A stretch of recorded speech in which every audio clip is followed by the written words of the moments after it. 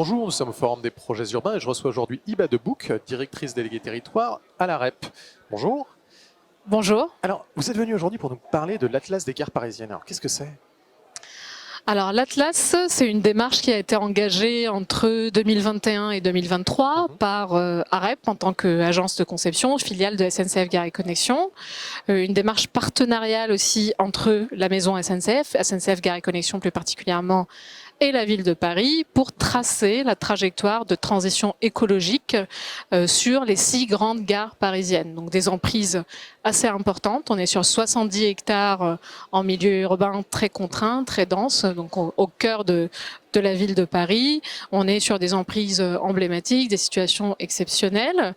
Et l'objectif de cette trajectoire de transition, c'est de donner à voir à des horizons cibles intermédiaires jusqu'à un horizon cible final 2050, comment on transforme ces différentes gares pour réduire les émissions carbone, augmenter la part de production énergétique in situ, renaturer les sols, favoriser l'émergence d'îlots de fraîcheur. Donc bref, énormément de thématiques ont été abordées dans le cadre des ateliers partenariaux entre SNCF Gare et Connexion et la ville de Paris.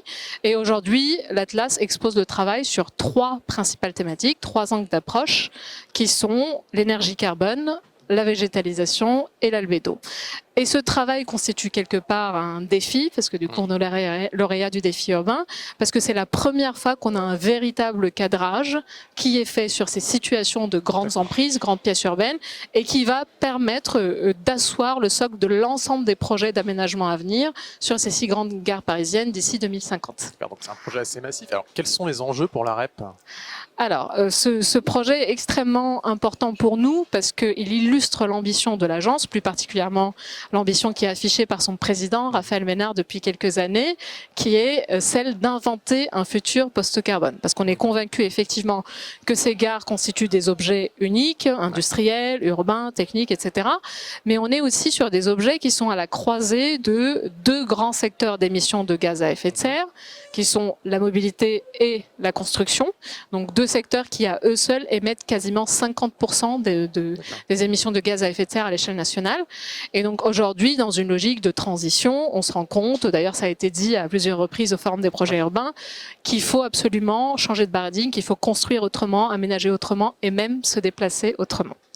Et donc pour revenir un peu sur le sujet des gares, au 19e siècle, pour faire un peu un retour en arrière, au 19e siècle, les gares étaient effectivement considérées comme un symbole de la modernité, un symbole d'accès au transport ferroviaire. Pour nous, aujourd'hui, à AREP, dans cette logique d'inventer la gare post-carbone, on est convaincu que la gare de demain peut aussi être un symbole de modernité par la transition environnementale. Et c'est en ce sens que cette mission peut constituer une référence et on espère qu'elle fera des émules sur d'autres territoires que le territoire parisien. Eh bien, merci pour cette intervention et bonne journée à vous. Merci.